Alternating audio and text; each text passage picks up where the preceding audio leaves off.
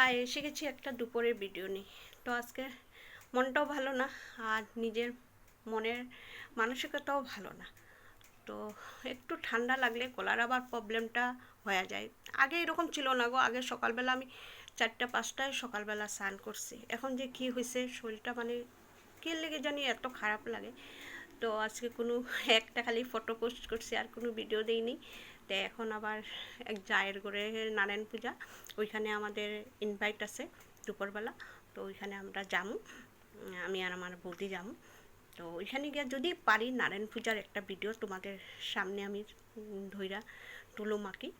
তো সবাই কিন্তু ভিডিওটা পছন্দ করে না এখানের মানুষগুলা, মানে আমরা যে ভিডিও করি না, এই ভিডিও যারা বুঝে না ওরা নিয়ে খালি ভিডিও ভিডিও ফেসবুক এটা দিলাও ওইটা দিলাও ওইটা দিলাও এরকম কয়।